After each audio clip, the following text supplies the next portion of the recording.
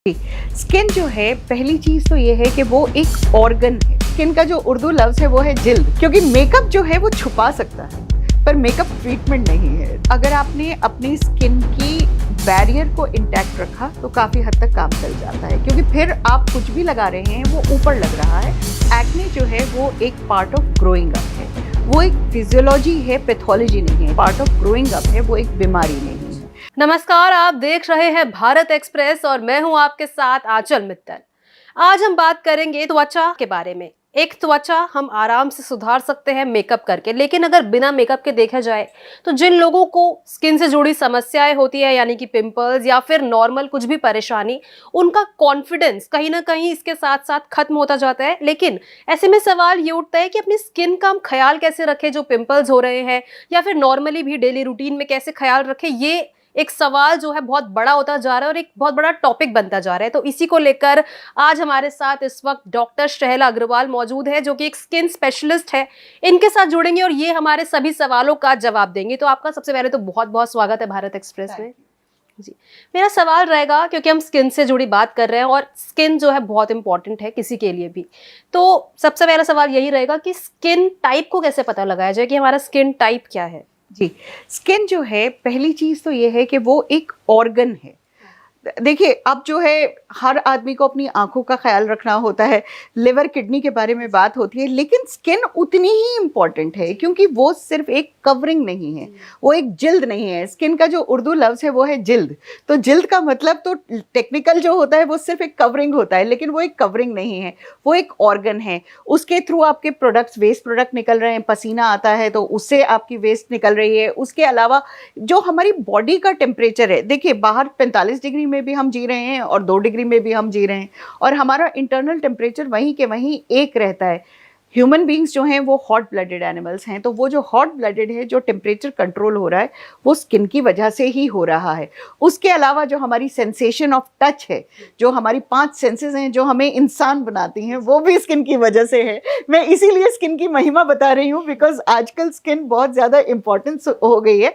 आपने बोला कॉन्फिडेंस, पर कॉन्फिडेंस से ज़्यादा अगर आपकी स्किन इरिटेटेड है तो आपकी जिंदगी जो है वो थोड़ी सी दूभर हो जाती है। परेशानी कहीं ना कहीं मन में चलता रहता है कि स्किन ठीक हो। जी, क्योंकि मेकअप जो है वो छुपा सकता है पर मेकअप ट्रीटमेंट नहीं है। तो आपको अपनी स्किन को नॉर्मल करना पड़ेगा।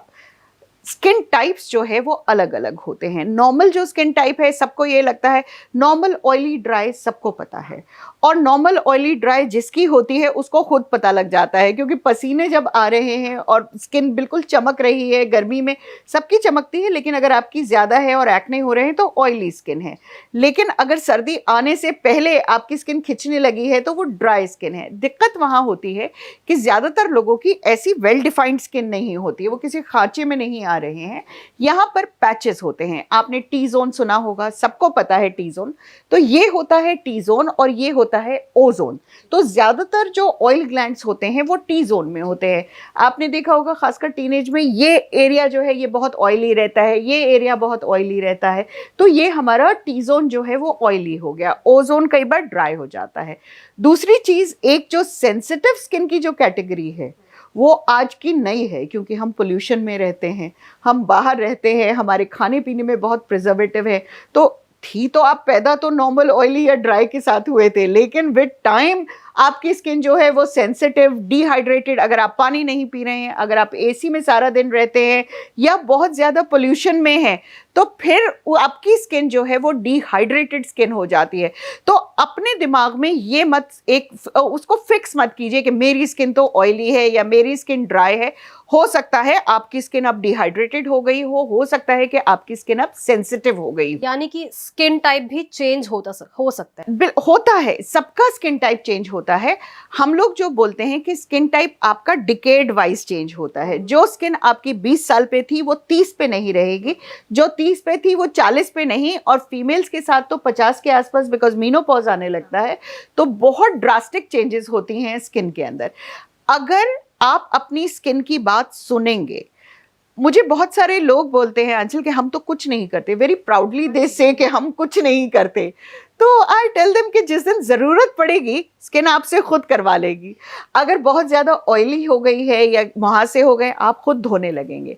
अगर बहुत ज़्यादा ड्राई हो गई है तो आपका हाथ खुद ब खुद एक क्रीम और लोशन पे चला जाएगा। तो आपको अपनी स्किन की केयर खुद ब खुद अंदर से स्किन बताने लगती है कि अब ये कर लीजिए। मैं आपसे जानना चाहूंगी कि आमतौर पर जैसे कि आपने कहा कि स्किन कहीं ना कहीं खुद सिग्नल्स देने लगती है, लेकिन आमतौर पर भी क्या रूटीन हमें फॉलो करना चाहिए जिससे एक हेल्दी स्किन मेंटेन रहे? जी, सबसे ज़रूरी ये है कि जैसे मैंने कहा कि हम पोल्यूशन वाले एनवायरनमेंट में रहते हैं और जब AQI 400 से ऊपर होता है तो हम लोगों को सलाह देते हैं कि आप कम से कम बाहर जाएं, बिकॉज जो भी पोल्यूशन में पार्टिकल्स हैं, जो पार्ट्स पर मिलियन बढ़ते हैं, वो सबसे ज़्यादा तो स्किन के ऊपर आते हैं ना, वो तो यहीं आते हैं। तो जब भी आप घर से बाहर जा रहे हैं, जब आप वापस अंदर आते हैं, सबसे ज़रूरी स्किन केयर का काम है आपको एक फेस वॉश करना है। क्योंकि जब आप फेस वॉश करते हैं, और हम ज़्यादातर फेस की बात क्यों कर रहे हैं, हम ये क्यों नहीं कह रहे कि आप नहा लीजिए। देखिए, फेस की स्किन सबसे ज़्यादा सेंसिटिव होती है, सबसे ज़्यादा पोर्स यहाँ होते हैं, सबसे ज़्यादा नर्व्स यहाँ होती हैं और ब्लड सर्कुलेशन भी इस फेस के ऊपर सबसे ज़्यादा होती है। तो अगर आप फेस को धो लेंगे, हाथ तो हम लोग ज़्यादातर धो लेते हैं, तो आते ही घर के अंदर आपको फेस को धोना है और फेस को धोने के बाद डैप ड्राई करना है, रगड़ के तौलिए से नहीं करना है, हल्के हाथ से कीजिए। कोरियन स्किन केयर आजकल बहुत ज्यादा फेमस है, बिल्कुल हो गया उसके ऊपर। तो मतलब कि इतने सारे स्किन केयर आ रहे हैं, फिर चाहे वो सनस्क्रीन हो या फिर इतने सारे नए नए नाम, जैसे कि सिरम्स के भी नाम आ रहे हैं कि रेटिनल इसमें है, विटामिन सी इसमें है, तो वो कितने इफेक्टिव होते हैं? मतलब उनका सच में कोई यूज भी है या फिर ये मार्केट ही है एक तरह? कोरियन स्किन केयर की जो टेक्निक है वो हमें अपने जीवन में उतारनी है। कोरियन स्किन केयर की जो टेक्निक है वो ये है कि आप गीली या नमी वाली स्किन के ऊपर प्रोडक्ट लगाएंगे, और अगर आप नमी वाली स्किन पे प्रोडक्ट लगाएंगे तो वो अंदर बहुत अच्छी तरह जाएगा। तो क्या लगा रहे हैं ये तो एक दूसरा मुद्दा है कि आप सीरम लगा रहे हैं, क्रीम लगा रहे हैं, लोशन लगा रहे हैं, लेकिन आप घर के अंदर आइए, एक फेस वॉश कीजिए। अगर ऑयली स्किन है या आप टीनेजर हैं तो फोम वॉश का इस्तेमाल कीजिए। अगर आपकी ड्राई स्किन है या आप थोड़े से उम्रदराज हैं, 40s या 50s में हैं, तो एक क्लेंजर का इस्तेमाल कीजिए और उसके बाद तौलिए से हल्के हाथ से डैप ड्राई कीजिए। जब वहीं नमी है तब एक मॉइस्चराइजर लेके उसे इस तरह पूरी स्किन पर लगा लीजिए। ज़्यादा रगड़ने की ज़रूरत नहीं है, आपने अपनी स्किन की रिपेयर कर ली। अगर आप रिपेयर कर लेंगे तो फिर पोल्यूशन या एनवायरमेंटल चैलेंजेस उसको नहीं तंग करेंगे। और घर से निकलने से पहले भी कुछ तरह का स्किन केयर करना चाहिए, क्योंकि सनस्क्रीन बोला जाता है कि ये तो बहुत ज़्यादा इंपॉर्टेंस भी दी जा रही है सोशल मीडिया पर भी कि सनस्क्रीन इज़ वेरी इंपॉर्टेंट। तो क्या ऐसा सच में है? देखिए, दिन में जो स्किन का जो केयर है वो है क्लिनजिंग एंड प्रोटेक्शन, और रात का जो स्किन केयर है वो है रिपेयर। तो जितनी भी एंटी एजिंग या एंटी एक्ने या आपके जो पिगमेंटेशन हटाने वाले सिरम्स और क्रीम्स हैं वो रात को जाएंगे। तो दिन में आपका प्रोटेक्शन एंड न्यूट्रिशन चलेगा। अब प्रोटेक्शन की बात की तो प्रोटेक्ट किस चीज़ से कर रहे हैं? एक तो आप एनवायरनमेंट से कर रहे हैं और दूसरा आप धूप से कर रहे हैं। लेकिन दिक्कत क्या है कि धूप जो है, जो नुकसानदायक धूप होती है वो होती है सुबह 11 बजे से दोपहर को 4 बजे तक। अब अगर आप सुबह निकल रहे हैं 8 बजे और आप एक सनस्क्रीन लगा के निकल रहे हैं, वो तो 2 घंटे में ख़त्म हो जाएगी, because sunscreen is an active product. Active product का मतलब है कि वो सिर्फ ऊपर नहीं बैठी रहती है, वो स्किन के अंदर जाके लेयर पे बैठती है। तो जब ब्लड सर्कुलेशन आता है 2 घंटे में वो ख़त्म हो जाती है। तो आपको, अगर आपको सनस्क्रीन का बेनिफिट चाहिए तो आपको रीअप्लाई एवरी 2 आवर्स करना पड़ेगा। हम ब्राउन स्किन वालों के साथ दिक्कत क्या है कि हम सिर्फ धूप में टैन होते हैं, हम जलते नहीं हैं, तो इसलिए हम सनस्क्रीन की अहमियत को नहीं जानते हैं। हम उसको एक मेकअप प्रोडक्ट की तरह इस्तेमाल कर रहे हैं, और क्योंकि हम मेकअप प्रोडक्ट की तरह इस्तेमाल कर रहे हैं तो हम उसका नुकसान भर रहे हैं रादर देन उसका फ़ायदा लेने के। तो कोशिश ये करें कि आप सनस्क्रीन जब लगाएं, सुबह आप ऑफिस के लिए निकल रहे हैं, एक हल्का सा मॉइस्चराइज़र, एक हल्का सा फाउंडेशन। ये मेल और फीमेल में भी बहुत दिक्कत होती है, बिकॉज मेल्स को लगता है कि वो तो कुछ भी नहीं, मेल्स तो बिल्कुल यूज ही नहीं करना चाहते हैं सनस्क्रीन, उन्हें लगता है हमारी स्किन को जरूरत नहीं है। होता ये है कि मेल्स की आधी स्किन जो है, वो बाल होते हैं तो वो एक्सफोलिएट होता जाता है। वो जब शेविंग कर रहे हैं या फिर यहाँ पर दाढ़ी है तो वो प्रोटेक्ट ऑटोमेटिकली हो गई है। लेकिन आप देखेंगे कि जो बाहर काम करते हैं उनका बाहर का काम भी ज़्यादा रहता है, तो आँख के चारों तरफ बहुत क्रीजेस पड़ने लगती हैं, स्किन बहुत ज़्यादा थिक और ड्राई होने लगती है। मेल और फीमेल स्किन का फ़र्क फ़र्क ये भी है कि उनकी स्किन थोड़ी सी थिक होती है। हमारे जो ईस्ट्रोजन हार्मोन है वो हमारी स्किन को फेरर और थिनर बनाता है बेसिकली, लेकिन ह्यूमन स्किन तो वो भी है। तो सबको एक हल्का सा मॉइस्चराइजर तो लगाना है, और जो सनस्क्रीन है वो आपके बैग में होनी चाहिए। अगर आप दोपहर को बाहर जा रहे हैं और अगर आपको लगता है कि आपके पास इतनी जगह नहीं है कि आप मुंह धोएं, सुखाएं और फिर लगाएं, तो एक वेट वाइप रख लीजिए अपने पास। वेट वाइप से क्लीन करके और हल्का सा सनस्क्रीन लेके उसको पूरे चेहरे पर लगाइए। सनस्क्रीन जो है वो क्वांटिटी थोड़ी अच्छी लगानी चाहिए, कंजूसी नहीं कर सकते, और उसको अच्छी तरह अंदर करना चाहिए। आपसे मैं ये जानना चाहूंगी कुछ ब्रांड्स आप सजेस्ट कर पाओ हमारे व्यूअर्स को, ताकि उन्हें भी पता रहे कि कितने एसपीएफ में वो लगानी चाहिए, या फिर कोई ब्रांड अगर स्पेसिफिक रहे या कुछ। ब्रांड नहीं मैं बताना चाहती, बिकॉज सबकी अपनी चॉइस है, किसी को खुशबू पसंद है, किसी को वो स्प्रे पसंद है। सनस्क्रीन जो है आपकी स्किन टाइप के हिसाब से होता है। अगर आपकी ऑयली स्किन है तो आप जेल बेस्ड सनस्क्रीन लेंगे या स्प्रे बेस्ड सनस्क्रीन लेंगे। आपकी ड्राई स्किन है तो क्रीम या लोशन लीजिए। बच्चों के लिए अलग से सनस्क्रीन आती है। 2 साल से छोटे बच्चों का सन एक्सपोजर बिल्कुल नहीं करना चाहिए। उनके लिए सनस्क्रीन लगाने का कोई मौजू ही नहीं है, उनको आपको सनस्क्रीन नहीं लगानी है। और अपने लिए भी कोशिश ये करें कि अपनी टाइप ऑफ स्किन के हिसाब से लें। एक रिक्वेस्ट मेरी रहती है कि सनस्क्रीन बनाना बहुत मुश्किल काम है, तो कॉस्मेटिक कंपनीज अगर एडवर्टाइज कर रही हैं कि हमारी ये सनस्क्रीन इतना एसपीएफ, वो नहीं बना सकती। तो आप सनस्क्रीन के लिए हमेशा किसी एक कॉस्मेस्यूटिकल मेडिकल कंपनी की लीजिए। उनको एडवर्टाइज नहीं करना होता और उनके मापदंड हैं, उन्हें एफडीए पे खरा उतरना होता है। तो केमिस्ट के यहाँ जाइए और तरह तरह की सनस्क्रीन आपको मिलेगी।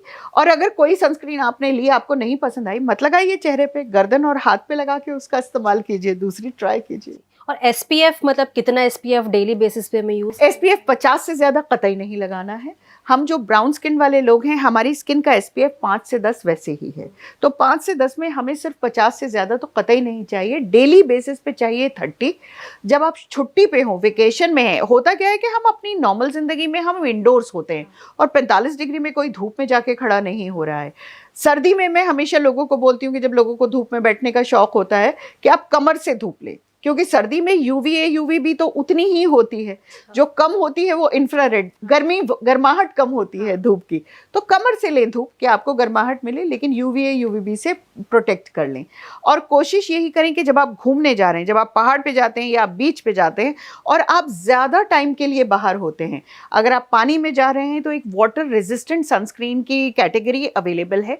वाटर रेजिस्टेंट का मतलब ये होता है कि अगर आप उसको लगाएंगे तो कम से कम आधा 1 घंटे तक पानी में वो घुलेगी नहीं, तो वो उसका मतलब है। तो सनस्क्रीन तरह तरह की इसीलिए मार्केट में है कि आपकी नीड सीजन और मौसम और आपके दिनचर्या के हिसाब से बदल जाती है। बहुत बहुत धन्यवाद आपका ये बात बताने के लिए। इसके अलावा मैं जानना चाहूंगी कि जो लोग जैसे कि मीडिया इंडस्ट्री के लोग हो गए या फिर हम लोग हो गए, हमें क्या है रोज मेकअप लेना होता है, तो उस तरह हमें किस तरह की केयर की ज़रूरत है स्किन में? क्योंकि बेसिक क्या काम चल जाएगा मॉइस्चराइजर सनस्क्रीन से, या फिर कुछ एक्स्ट्रा करने की ज़रूरत है हमें? काम अगर आपने अपनी स्किन की बैरियर को इंटैक्ट रखा तो काफ़ी हद तक काम चल जाता है, क्योंकि फिर आप कुछ भी लगा रहे हैं वो ऊपर लग रहा है और ऊपर से निकलता हुआ चला जा रहा है। तो अपनी स्किन पे सबसे ज़्यादा ज़रूरी है, मेकअप लगाने से ज़्यादा मेकअप उतारना बहुत ज़्यादा ज़रूरी है। वो आपके पास लिबर्टी नहीं है कि आप लगा के और उसको छोड़ दिया और फिर आप सो गए। कई बार लोग मुझे आके बोलते हैं कि हम इतने थके हुए थे कि हमने मेकअप नहीं उतारा, तो आपने उस मेकअप को बदनाम कर दिया, गलती आपकी है। तो रात को जब आप वापस आ रहे हैं, जब आपने मेकअप लगाया, आपको मेकअप उतारना ही उतारना है। जो ऑयल बेस्ड चीज़ें होती हैं जैसे मस्कारा है, आईलाइनर है, वो पानी से नहीं उतरता है, तो उसके लिए आपको मिसेलर वाटर का इस्तेमाल करना है। फिर उसके बाद जो मेकअप बाम्स होते हैं, मेकअप रिमूवर बाम्स, जिसकी दिनचर्या में, जिसका जॉब प्रोफाइल जो है मेकअप वाला है, तो उसको मेकअप उतारने के प्रोडक्ट्स पे इन्वेस्ट करना बहुत ज़्यादा ज़रूरी होता है। तो एक बार जब आपने एक लेयर ऑफ मेकअप उतार दी, उसके बाद आप अगर बेबी ऑयल जैसा या क्लियर ऑयल, एक माइल्ड सा सूदिंग सा ऑयल लगा के रखें, तो वो जो मेकअप ने खराश कर दी थी वो नॉर्मल हो जाए। अच्छा, ठीक है, बहुत बहुत अच्छा आपने टिप बताया, इसे ज़रूर फॉलो करेंगे। इसी के साथ हमारे जो टीनेज व्यूअर्स हैं, जो टीनेजर्स हैं, जो ये प्रॉब्लम है ये शुरू होने लग जाती है एक्ने की, जो कि बहुत ज़्यादा डिस्टर्बिंग होती है और कॉन्फिडेंस लेवल जो मैंने कहा था वो बहुत इफेक्ट होता है उनका, तो उन्हें क्या करना चाहिए ऐसे कि वो अवॉइड कर पाए? एक्ने जो है वो एक पार्ट ऑफ ग्रोइंग अप है, वो एक फिजियोलॉजी है, पैथोलॉजी नहीं है, जिसका सीधा सीधा मतलब है कि वो पार्ट ऑफ ग्रोइंग अप है, वो एक बीमारी नहीं है। जब आप टीनेज में जाते हैं और आपके हार्मोन्स चेंज होते हैं तो देयर आर सर्टन ग्लैंड्स जिन्हें हम सेबेशियस ग्लैंड बोलते हैं, वो एक्टिवेट होते हैं और वो ऑयल प्रोड्यूस करने लगते हैं। अब टीनेजर्स के साथ दिक्कत क्या होती है कि उनकी जो हाइजीन लेवल है लड़कों की खासकर वो थोड़ी सी कम होती है, तो यहाँ जो ऑयल प्रोड्यूस हो रहा है वो इन्फेक्ट होने लगता है और उससे फिर निशान और बाद में गड्ढे भी रहने लगते हैं। तो एक्ने ना हो ऐसा तो नहीं हो सकता, और यहाँ कहीं ना कहीं जेनेटिक प्रीडिस्पोजिशन रहता है कि माँ बाप को अगर स्किन टाइप ऑयली है तो उनको थोड़े ज़्यादा रहेंगे, और ये 14 से लेके 20 साल तक तो एक्ने आपकी ज़िंदगी में रहेंगे। लड़कियों की ज़िंदगी में खासकर प्री पीरियड एक थोड़ा सा चेंज ज़्यादा आता है, एक्ने ज़्यादा बढ़ते हैं। आपको पहली बात फ्रस्ट्रेट नहीं होना है, क्यों हुआ क्यों नहीं जा रहा, बच्चे बहुत ज़्यादा फ्रस्ट्रेट हो जाते हैं, है ठीक है, आप ध्यान कीजिए, आपके लिए हम बैठे हैं, आप उसको कंट्रोल में रखिए ताकि जब आप इस उम्र से आगे निकलें, जब आप टीनेज से आगे निकलें, आप उसको पीछे छोड़ के निकलें और आपकी स्किन क्लियर रहे। सबसे ज़्यादा ज़रूरी है एक्ने के लिए आपको जो ऑयल प्रोड्यूस हो रहा है वो आपको साफ करना है। तो अगर आप रेगुलर फेस वॉश का अपना रूटीन बना लेंगे और ख़ासकर स्कूल से वापस आके, तो 90% प्रॉब्लम तो वहीं सॉल्व हो जाती है। और उसके बाद देखिए एक्ने ग्रेड किया जाता है, ग्रेड 1 टू ग्रेड 6 होता है। अगर आपको एक आध एक्ने आ रहा है तो जो बाज़ार में आम क्रीमें मिल रही हैं आप उसको लगाएंगे, वो काफ़ी हद तक काम कर जाती है। लेकिन अगर आपको लग रहा है कि आपका एक्ने ठीक नहीं हो रहा है और निशान छोड़ के जा रहा है, तो एक बार एक स्किन स्पेशलिस्ट के पास ज़रूर जाइए, वो आपके लिए एक रूटीन बना देगा, जो आपको वो रूटीन फॉलो करेंगे तो फिर आप इस उम्र से आराम से निकल जाएंगे। यानी कि अगर ज़्यादा कुछ सीवियर एक्ने नहीं है तो घर पे आसानी से ट्रीट हो सकते हैं। तो इसमें घरेलू नुस्खे जिन्हें कहते हैं, मुल्तानी मिट्टी हो गया, बेसन हो गया, ये सब चीज़ें यूज़ करनी चाहिए। होम रेमेडी जो होती है वो कारगर बहुत है, लेकिन क्या वो आपके लिए है और क्या वो सीजन के माकूल है, is it according to the season, that is more important. गर्मी की चीज़ें अलग होती हैं, सर्दी की चीज़ें अलग होती हैं। खीरे का रस है वो ऑयली स्किन के लिए है, वो गर्मी के लिए है। मुल्तानी मिट्टी है वो ऑयली स्किन के लिए है, गर्मी के लिए है। सिट्रस जूसेस हैं वो भी गर्मी के लिए। असल में सर्दी के लिए बहुत कम चीज़ें होती हैं, जिसमें आता है हनी। हनी जो है वो एक ह्यूमेक्टेंट होता है। ह्यूमेक्टेंट का मतलब है कि वो आपके जो मॉइस्चर है उसको कैद करके रखता है। तो अगर आपकी ड्राई स्किन है तो सर्दी में आप हनी इस्तेमाल कर सकते हैं। एलो का जूस है, एलो का जेल है। आप होम रेमेडी इस्तेमाल करना चाहते हैं, पहली बात तो ये है कि होम रेमेडी को एक सा होना चाहिए। अगर आपको दाल का पेस्ट लगाना है या एक्सफोलिएट करना है, किसी दिन आपका मूड हुआ तो आपने ज़्यादा पीस लिया, किसी दिन नहीं हुआ तो कम पीस, ये मत कीजिए। एक यूनिफॉर्म पेस्ट होना चाहिए, और जितना कम दरदरा हो उतना अच्छा स्किन के ऊपर रहता है, क्योंकि वो फिर स्किन पे अब्रेशन नहीं करता, वो स्किन पे नुकसान नहीं करता। वो उस वक्त तो नज़र नहीं आता, लेकिन बाद में वहाँ पर इरिटेशन और पिगमेंटेशन हो जाती है। तो जब आप किसी होम रेमेडी के बारे में सोच रहे हैं तो उसकी थोड़ी सी रिसर्च कीजिए, ये किस टाइप ऑफ स्किन के लिए है, ये किस वेदर के लिए है, और फिर अपने लिए। होम रेमेडी करने की भी कोई एज होती है कि इतनी एज से स्टार्ट करना चाहिए? क्योंकि टीनेजर्स की अगर मैं बात करूँ तो उन्हें करनी चाहिए होम रेमेडी। होम रेमेडीज जो है वो पहला पायदान है स्किन केयर का। तो वो पहले पायदान पे चढ़ने के लिए बच्चों को तो आप कुछ करेंगे नहीं, बच्चों को तो आपको सिर्फ सफाई और मॉइस्चराइजेशन करना है। तो जब आपकी टीनेज आ गई, अब आपको एक्ने शुरू हो गए, अब आपको बॉडी ओडर शुरू हो गया, तो यहाँ पर आपको ज़रूरत है कुछ ना कुछ करने की। तो जो चेंजेस शुरू हो रहे हैं, होम रेमेडी की अपनी एक लेवल है, आप होम रेमेडी कीजिए। अगर 2 हफ्ते 3 हफ्ते आपने किया, आपको फ़र्क नहीं लग रहा, तब आप अपने लोकल जो भी आपका डॉक्टर है उसके पास जाइए, वो आपको सही तरह का सोप फेस वॉश बता देगा। फिर 2 हफ्ते उसे इस्तेमाल कीजिए, फिर भी आपको लग रहा है फ़र्क नहीं पड़ रहा, तो स्पेशलिस्ट के पास जाइए। हर आदमी का अलग एक पायदान है और उस पर आपको सही वक्त पर चले जाना चाहिए।